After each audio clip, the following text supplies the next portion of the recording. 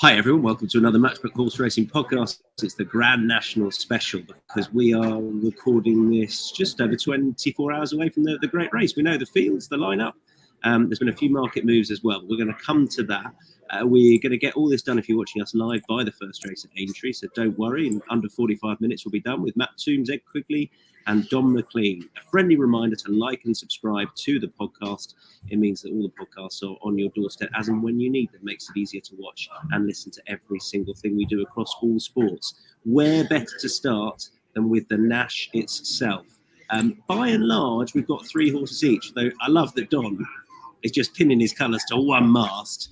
I haven't figured out the rest of them yet, Tom. Yeah, listen, I'm impressed. In fact, if we can scroll down a bit, I'll get to the price of your selection, and we'll come back to the other prices. About 11.0 the field currently. There he is, 23.0, Longhouse Poet, Donn McClean. What's the difference this year? I suppose the difference, Tom, like us all, he's a year older. He's a 9-year-old now, as opposed to 8 last year. And like after the race last year, he was the first horse on my 2024 list.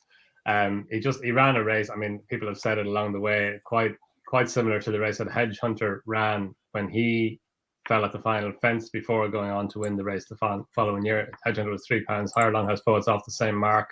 And just the way that he took to the fences, his jumping over the fences was very, very good. Darragh O'Keefe rode him last year.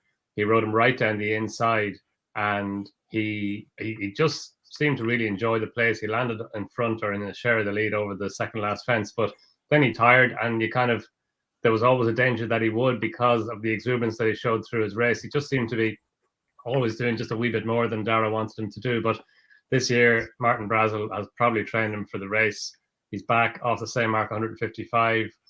He's a Thyestes Chase winner, like number 6 Valverde was, who won the race for Martin Brazel in 2006. And his last run was a good run. He was a wee bit kind of in and out earlier on in the season, but he won over hurdles at Limerick over Christmas, which was a bit of a surprise to me anyway. But then last time at Down Royal, he won over fences, and you'd think that would just bring him forward nicely. He just has a really nice profile for the race. He has been weak in the market, which was kind of a wee bit concerning and also a wee bit surprising to me. But I just think that he can put up a better performance this year than the one they put up last year. And if he can just conserve his own energy a wee bit more than he did last year, then that could see him run a big race, I think. Okay, so one for Don, and then Mr. Tombs. Take us through your horses. You've got Vanilla, you've got Gabby's Cross, and you've got the Big Breakaway. And you've done all win only. Just tell us why. It's just the maths of it. You might well get 5 or 6 places in the sports books and on the Matchbook Exchange. There'll be big place markets. But you've got 39 horses who are going to lose here. So I'd much rather split my stakes and go win only. All right, who's the best of them? Vanilla. I've actually been against him for much of his chasing career. He was inclined to back off fences, make mistakes, rarely got into a rhythm. Had an operation for kissing spines in the summer, put in a decent round last time over the stiff Fairy House fences when just failing to give Kenboy £8 in the Bobby Joe. It's hard to know how a lot of these will take the race, that's particularly so with Vanilla. I'm hoping he'll enjoy being able to jump through the loose spruce rather than hitting the birch at the top of the park fences as he's inclined to do. He's a classy horse, having power clear in the Albert Bartlett 2 years ago. He's one of the few who looks like he'll get the trip. Off 147, he looks really well handicapped if putting his best foot forward. And take us through the other two. One outsider. 5 of the 9 winners of the Plastic National have gone off between 26.0 and 67.0. So don't be put off by a big price. One I see going well at huge odds is Gabby's Cross, who's 100.0. He beat subsequent Kerry National winner Bustleton and the Galway Blazers off 137 in the summer. Since then, he's run well in 3 of the 4 races in big 3-mile handicaps. He's patiently ridden, and in the old days, that was no use in the National. But with the brush through fences, classy field, they go so quickly. It's now even bigger test of stamina than it used to be. And horses can be held up and make up the ground gradually. Nobody exited out the back on the first circuit last year, as was one for Arthur. And the last winner to be ridden prominently in the first part of the race was Rule the World 7 years ago. So you obviously need luck in running with those sort of tactics. But at 100.0, there's plenty of juice in his price, with Henry having had a welcome winner yesterday. And as our very own Michael DC has just put in our messages there on the comments. Place 7 and place 10 markets on match, but for the national, if you do want to find something at a price that you want to back in the place market. So Vanillier, Gabby's Cross, and the big breakaway for Matt and for Ed as well. He's one of your 3. Yeah, indeed. We're singing off the same hymn sheet there, Tom. I mean, he's a proper Jekyll and Hyde character, isn't he? You can see that from his recent form figures, as many pulled ups as there are completed efforts in recent times. But if he's on a going day, he's far from a forlorn hope here. I'm just harping back to that Chepstow run in the Welsh National, which I think in the circumstance was an incredible effort. We actually look back at it in the cold light of day. He had the big dog behind him. He was trying to concede, the best part of 2 stone to the winner of 2 Amigos on that occasion. And it factually was the biggest test of stamina the horse has presented with so far in his career, and he produced a career best on the figures. Now, he does come with risks attached, as he made a mistake. I think it was at the second in the Ultima at the Cheltenham Festival, and then the kind of toys went out the pram in the aftermath of that. But if he puts his mind to the job, I think you'll know your fate early with a big breakaway. If the blinkers have the desired effect and he wings the first 2 or 3, he won't be found wanting for stamina. And I said, if you can replicate that Chepstow National run, he's definitely in the shake-up. All right, and your other 2, please, Ed. Yeah, rather more obvious candidates. Lamilos, only query mark, funnily enough, is will he stay? But I think everything else other than that is fine. I mean, goes on any ground. I think he's had a lovely prep. I liked his run at Kelso last time out for the fact that Skeltons beforehand were saying, look, we've got him at 80%. This is very much a tune-up, and he seemed to be getting a lot of pretty much every name under the sun in the aftermath of that defeat there. But I think that brought him on, got him spot on for this. I think he'll arrive in the same form he did when winning at Newbury early in November. There is a question mark whether the 4 1/4 miles going through the hard yards perhaps will really suit him. But, take your chance, you'll find out. He's got lots of 3 mile plus staying chase form. I'm prepared to roll the dice with him. And then, my strongest fancy would be Galvin in here, who I thought had a lovely prep run in the cross-country chase at Cheltenham. I know he meets Delta Work on £7 worse terms, but again, you've got to kind of read a little bit between the lines with the trainers there. Gordon Elliott insinuated, said, look, this is very much a stepping stone for the National with Galvin, whereas with Delta Work, the cross-country's always been his target for the year. And I thought Galvin acquitted himself perfectly well on ground that was ideally probably too soft for him. And I don't think he'll be found wanting for stamina again. He won the National Hunt Chase at the Cheltenham Festival. He was bordering Gold Cup class. I mean, you go back to last season, just over a year ago, he beat last season's Gold Cup winner at Plutard. So he's got class. I think he'll stay. Be a final way for Davy Russell to bow out, won't it? He can have his 8th retirement on the back of that, and no doubt he'll be back for the Galway Plate or something. But they're my 3 versus the field, Tom. Looking forward to it. All right, so I've got 3. I've added one in late, which I'll just tell you about, which is any second now. Just looking back at last year's race, I think he'll finish ahead of Noble Yates this year with the rate reversal. He was unlucky 2 years ago. I just think he's a really solid option. And of those towards the top of the betting, I thought he was the best price of the lot. The other one I made the selection yesterday. He's now been backed, and look, he could easily go off favourite. It's 8, that's a shame. He's very talented. I think he's quirky as well. It's not stamina that's been stopping him. It's just sort of his own head, I think. But I think he's got a lot of ability. I like 8, that's a shame. And the other one at a massive price, I'm not sure what it is. If we didn't get down that far, is Enjoy Dallin. He went off at 21.0 last year. He's about 5 times the price this year. He didn't get further than the first when he unseated, but he's a bit of the Monmone type horse in the sense that he's having a second go at a much bigger price, but having been campaigned for the race this time around. So, in a way, I feel like he's got just as good a chance. So, he's a bit shorter than I'd hoped. He's 60.0 now, but still, I think he's a fair price. And he's been a staying on horse, including a staying on 3rd in an Irish National. The last year's National, he didn't get that close, but he was keeping on. I think this test will really suit. It's a big old price. They are my 3 against. We're done on National.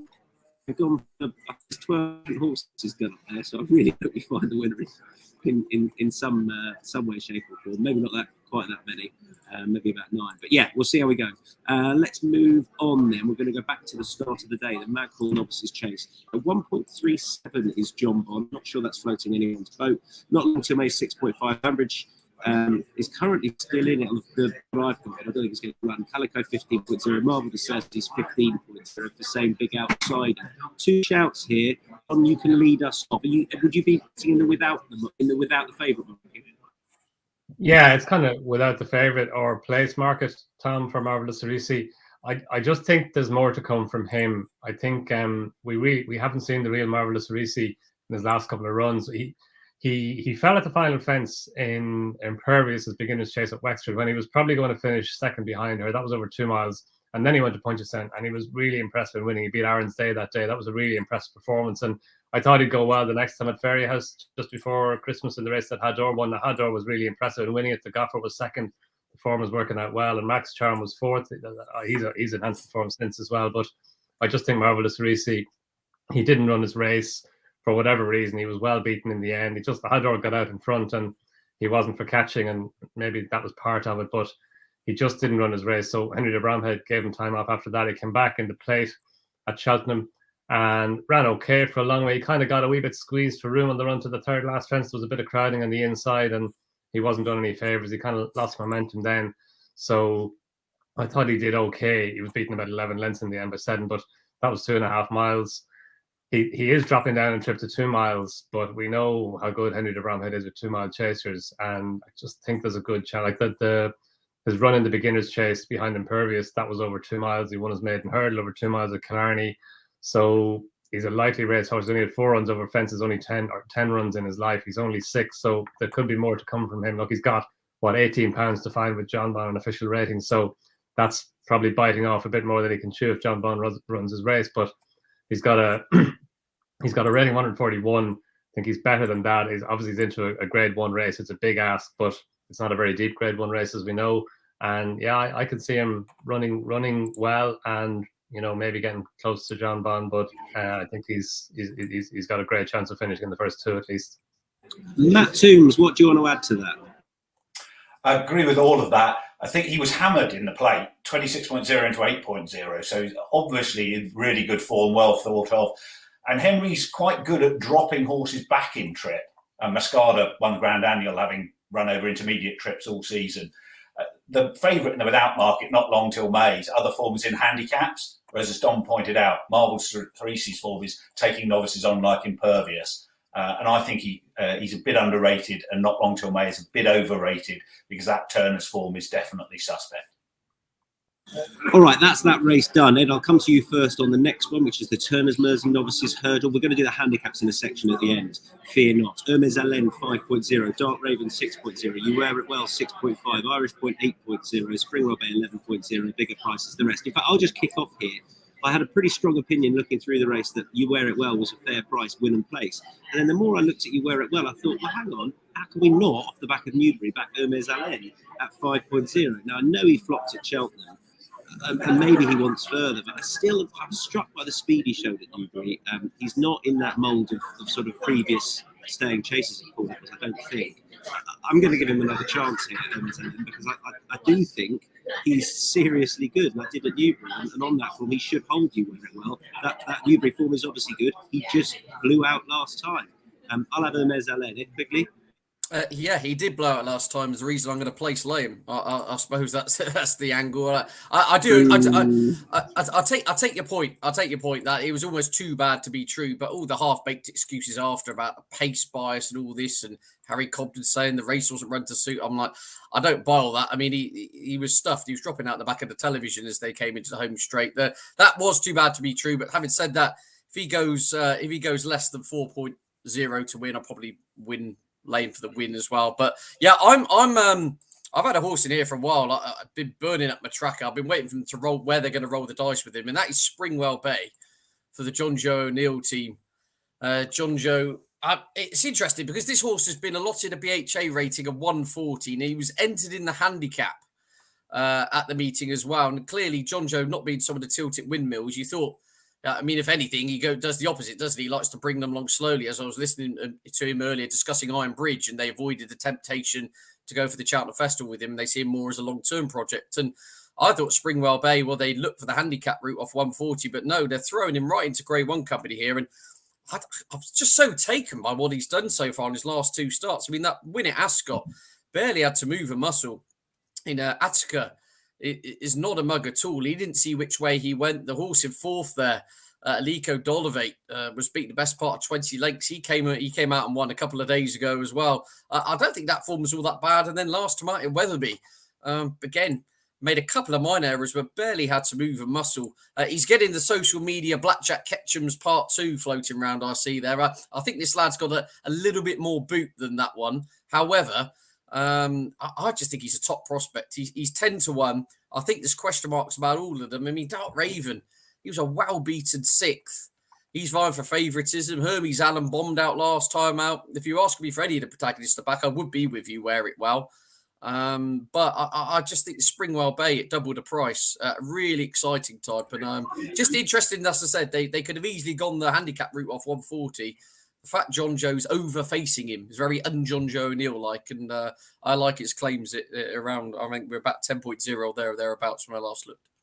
What do you want to say about Dark Raven, a well-beaten 6th last time, Dom, being towards the top of the betting? Why are you keeping the faith? Yeah, I just think the Supreme was a very, very good race here. I think only one horse has run from a Dr. Bravo, and he disappointed in the Grade 2 Novice Hurdle at Fairyhouse there at the weekend, but that wasn't his running, so we just don't know. But I just think it was a very good race. Dark Raven ran very well in for a long way in it. The step up to 2.5 miles, I'm not certain about that. Like you wouldn't have said. No, I completely. That's the one thing I'm very, very, very confused about. Like, and even in the Grade 1 race at Leopardstown at the Dublin Racing Festival over 2 miles, he travelled into his race well. He went past in the pocket, and then in the pocket, you can argue outstayed him and just got up for second place in front, like just in front of him. But that, like, he was beating the neck by in the pocket for second. I think that will turn out to be a very, very good run. Thing in the pocket is a very good horse, but I still think underrated. And Dark Raven, you know, they had him on Paris Pass for the Ballymore at Cheltenham, so the Willie Mullins and the Simon Munir Isaac Suede team. So he was always going for the Supreme.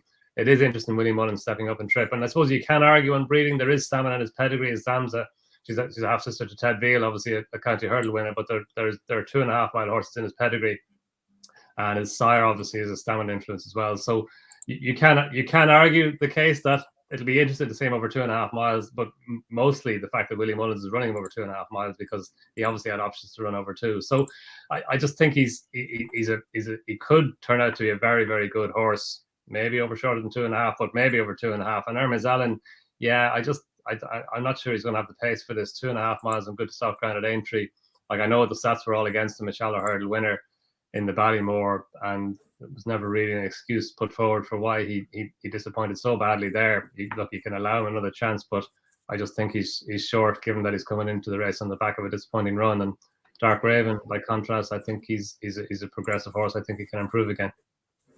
Okay, Matt, 2 things. What do you want to add to Springwell Bay? And you can tell me why I'm an idiot for keeping the faith with them. I think about Hermes Allen, I just think he's next year's project. That's the way Paul trains his horses nowadays. I don't think he'll be hard trained for this like some of the others will. With Springwell Bay, echo everything Ed said. I think this is the sort of race where it's often quite predictable because the Ballymore principals turn up and then they tend to win. But the front 4 are all Irish and they're not here. Or you get a high-profile star novice like My Drogo. But when that doesn't happen, you tend to get something going in at a price that's missed the festivals, comes here a little bit under the radar. And Springwell Bay had a big reputation in the autumn. And I think Ed's right. It's been very much waiting with patiently bringing him on and laid him out for this. And at a double-figure price, I think he's worth a bet. Let's move on to the Liverpool Hurdle, Grade 1, 335. Marie's Rock is 5.0. Flooring Porter is 6.0. Sire de Burley, 6.5. Home by the Lee, 7.0. Champ 9. Das Reduction, 9.5. Slightly bigger prices, the rest. Matt, I'm going to come straight back to you. Give you a bit of time here. Who do you like? I like Meet and Greet. And there are a couple of reasons for this. The first one is the Stayers Hurdle was run at a much stronger gallop than it often is this year. I wonder if that might have left its mark on some of them. Gold Cup tends to do that. Runners in the Bowl, Conflated looked to run flat yesterday. And given that Home by the Lee was arguably unlucky at Cheltenham, lost his hind end completely at the 6th, still only beaten less than 4 lengths. On the form of the Christmas Hurdle, you'd need to give Meet and Greet a bigger chance than about 16.0 than it is. He arrives a fresh horse. He was staying on really well at Leopardstown, beaten only 3.5 lengths. That was his first try in open company in graded races. And Oliver McKinnon, he hasn't had a runner in Britain since, who do you think ran the Hennessy 10 years ago? But he did have a good record, follow the plan, won the bowl here. And Oliver's had 3 winners from his last 5 runners, including at 17 and 19.0. So the yard's in good form. This used to be a thin division where the front of the market dominated the grade ones. Much deeper now. First 14 winners of this went off 6.5 or shorter, all from the front 3 in the market. 2 of the 4 since have gone off 15.0 and 17.0. So I'm much keener to look for value at bigger prices in this sort of race now. Meet and Greets run well in the Limestone Lad over 2 and the Boyne over 2.5 since Leopardstown. Looks to be crying out for a return to this trip. Decent ground ought to suit. So he looks a good play to me in both the win and the place markets at a price. Ed Quigley, 2 for you. Yeah, I just thought it was a grueling encounter at the Stayers Hurdle on soft ground. Obviously, a lot of those battle-weary types meeting here. So I'm using the old cliched fresh angle, but I'm going with the 11-year-old Champ, who, I mean, Matt's more on the stats and trends than me, but I believe his form figures when reappearing after 100 days or more, he's got 5 wins on his CV. Yeah. He's fantastic a horse. Record fresh. Fantastic record fresh. And he comes here since finishing 3rd at Christmas. And obviously he's got good form at Aintree as well. He won the novice on this, the novice race on this card 4 years ago. He was 3rd in this last year, but don't forget that came after a real hard battle on soft ground in the Stayers Hurdle. This has been the plan since Christmas. Straight after he was 3rd to Paisley Park at Kempton, Nicky said, no, forget the Stayers. We're going to lay him out for Aintree. That'll be his bag. And I think him coming here, a fresh horse. Yes, he's 11 years young, but then your Stayers Hurdle was an 11-year-old winner this year. So it's one of those funny kind of years in the staying scene. And if there was an absolute joker in the pack, again, I like horses who've been trained for races, and Proschema for the Dan and Harry Skelton team. Yes, on figures, have a good £10 to find plus to get involved, but very much been trained all season with this race in mind. I mean, he absolutely dotted up at Wetherby on decent ground earlier in the season, over 3 miles. He sent off 5-2 to beat Champ and Paisley Park at Newbury. He came back lame that day, had a few months off, very much had a ring rust removal job at Fontwell over an inadequate 2.5 miles last time out. He's just basically been teed up for this since he won on Charlie Hall Chase Day. I say he's got a lot to find on figures, but I wouldn't be shocked if he outran his odds. I'll just jump in with Marie's Rock, who was so disappointing at Cheltenham. I thought the writing was on the wall. She came out the parade ring. I was walking down the walkway, and there was a shout behind us, and our cameraman and I had to basically, our cameraman dive around to the bush because she was coming down sideways. I mean, Nico was struggling to hold it. And then she was very keen down to post, keen in the early part of the race. I honestly think she'd basically run her race before it, and she just didn't find. So the worry is she's stepping up in distance and she's not going to settle into the race. But I thought that was, she can live on her nerves a bit, but I thought it was almost out of character last time, a little bit out of character for her. And just looking at it, some of the pick of her form, I think she's the best horse in the race, and she gets the mare's allowance. It's risky, I know, but at the prices, I'll still chance her again at 5.0. That was just about enough for me. 5.7 Marie's Rock, small win bet. Don, you're the Stayers Hurdle.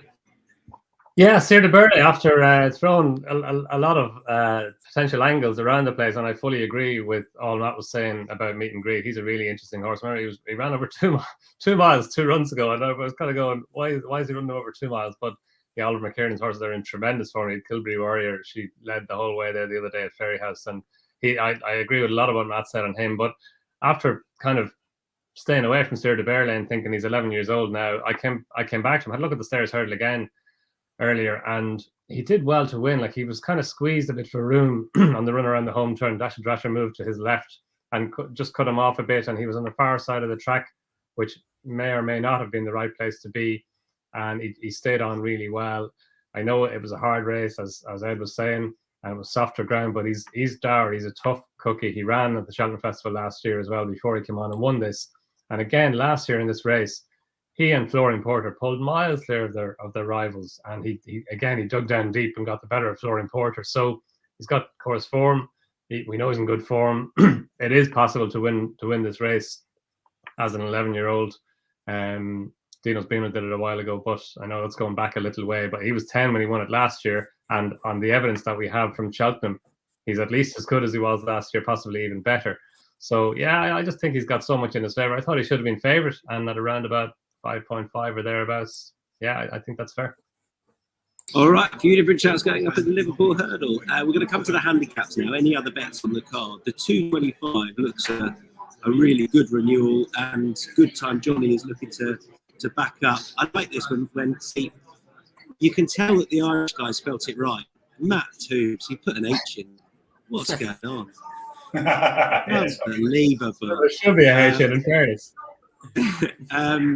But Good Time Johnny, I mean, you could look at that, Matt, couldn't you, and be like, only a £5 rise for that performance is kind of fair enough, right? Yeah, he was, how he won that race, I still don't know. And well done to you for putting him up last time as well. Good stuff. Absolutely. I mean, everything went wrong, didn't it? He missed the break, skid-whiff over the first, horse fell in front of him at the second, wasn't fluent, 5 out, 4 out, 3 out, last coming down the hill, still only 2 behind him, 2 out, and he still won pulling a cart. And that was by 3 1/4 lengths in a race where the next 10 were covered by 6.5 lengths. So it was hard to show you superiority. And if you look at the history of that race, in this century, 10 Patents final winners have gone on to run at Aintree, 8 in this race. And the rises they got were Call the Cops and Cape Aramis £7, Ballet Fitz and Cider Burley 8, Buena Vista 8 and 9, Freetown 10, Inching Closer and Holywell 12, and Cape Tribulation, who followed up here, 14. So given how easily he won, to only get £5 looks so lenient. You'd imagine that Tony Martin's going to look at that and think, rather than trying to get him down the weights over the next year, you might as well go and try and get another pop now. I think he's around 6.6. I'd expect him to shorten as people cotton on to that. So, yeah, he's my bet of the day in the handicaps. Don, what do you want to add? All of that, like, he should never have won the Pretense final. Everything went wrong. Like, he was a million to me watching it. And I actually, unlike Matt, who's way cleverer than I am, I was against him at Cheltenham. I thought he was a flat track horse. So I actually think that he's probably going to do even better coming on to Aintree. A £5 hike was really, really more than fair.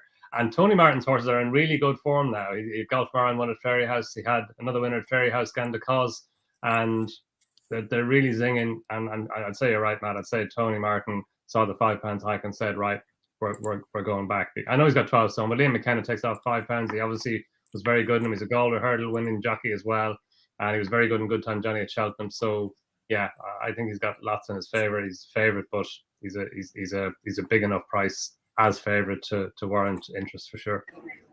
Ed Quigley, same race? Yeah, just small, more of the place angle here in a bit of a minefield. But yeah, Henry's Friend down the towards the bottom of the weights. So the Ben Pauling team have had a stunning season. That yard themselves have notched up their best ever tally for a season with 80. They're absolutely flying. This Henry's Friend handicap debutant was runner-up in the Winter Novices earlier in the season at Sandown, over 2.5, staying on nicely up the hill. And the last time out, over an extended 2-3 at Doncaster, looked outpaced, looked in a bit of trouble. Met a bit of trouble in running, yet showed real reserves of stamina to hit the line running and pull clear by 3.5 lengths at the end of that. As I say, that was all 2 mile 3, 2 mile 4 form. We're up to 3 miles, or extended 3 miles here for the first time. Been given a handicap mark of 128 for his handicap debut. He's also got winning course form at Aintree. I thought he was a big old price here. I don't think he'll be found wanting for stamina. I think he will improve for it, hence why I think they've been saving him for handicap debut to let him have his first crack at 3 miles. So yeah, Henry's Friend for me to get involved in the win and place markets. I'm going to have a bet in the 225 as well, and I'm going to have 2. One of them is Good Time Johnny for obvious reasons, and the other guys have made that case. But I will also bet O'Fleury, who I was going to back in the Coral Cup. He then went back again to the boys' race and ran in that. I just think he wants 3 miles now, so I think he's still fairly treated. And he's shaped twice in that boys' race as though he wants 3 miles. So 17.0 for O'Fleury. The other bet I want to have is Beauport. This is my best bet of the day in the 4:15. Beauport is 8.0. He has shortened up a little. He was double figures, so be it. He maybe didn't get home last time in the Kinmure on testing ground. I think he'll be all right at this flat track. He has He got form last year where he got absolutely squeezed. I think it was a 3-mile hurdle race. Lost his position, then kept on. He has to prove himself at the distance, but he ran well here last year. The ground should be ideal for him. I think he'll go very close. He's my best bet of the day, 8.0. That's our any other bet section done. We're going to move on to best lays. Nothing for me. And both Donn and Ed are laying my selection for the novice race. Disgraceful people. Go on, Donn. Well, don't feel so bad. I think Matt's laying mine, or one of them. Yeah. It's in the air. Yeah, you have to like Hermes Allen. What I did in the shallow hurdle was phenomenal, but that was soft ground, testing conditions in Newbury New Year's Eve, onto Aintree over the same trip on better ground, sharper track. I just don't think. I think he's as Matt was saying earlier on, he's a horse who will come into his own. He steps up and trip, maybe like the next season, and maybe goes over fences. But I just think this could be too sharp a test for him, and he's favourite. All right, Matt. Are you place laying him? Or? Dark Raven, you mean? Mainly sorry. Yes. Yeah, I'm not Hermes Allen. I think that's Ed. You're quite right. Go on. Do your Dark Raven. I thought he looked really good for the vast majority of the Super 18. So it's not on lack of ability. But Don touched on this earlier. He looked like a short finisher there. I was really surprised he was going up to 2.5 here when there was the top novices available and similar races at Punchestown. So this is really competitive. You've got lots of feasible contenders to get him out of the places. So it's more about the trip for him. And Ed Quigley, your place laying Hermes Allen. Yeah, place laying Hermes Allen. So I just wanted to jump in, actually. I was just doing a bit of digging. I found Willie Mullins' pre-season stable tour notes regarding Dark Raven. He says he would hope he can make up his very nice 3-mile novice. So I don't know. Work out what you want of that. But anyway, I'm place nor laying does Hermes he. Allen. Nor does Willie. After that, does he? They're still bloody good. All right. I've got no lay. Best bet then. Best bet for this Saturday afternoon. My best bet is the Beauport in that handicap chase. I think it'll go very well. Matt, who's your best bet? Good time, Johnny. In the handicap hurdle. Donn McClean in the big one. Yeah, Longhouse Poet in the Grand National. Why not? Good stuff. And Ed Quigley. Springwell Bay, win and place in the 3 o'clock. You see, we can do it quickly when I put our minds to it. Unbelievable. Right. 10 minutes until Jerry Colomb sets off to win the opening race on the Friday. I hope you've all enjoyed that preview on the Saturday. Ladies and gentlemen, get your thoughts on the comments. Let us know who you fancy. Let us know your naps on the day. And we will chat to you again soon. Happy Grand National, everyone. Bye-bye.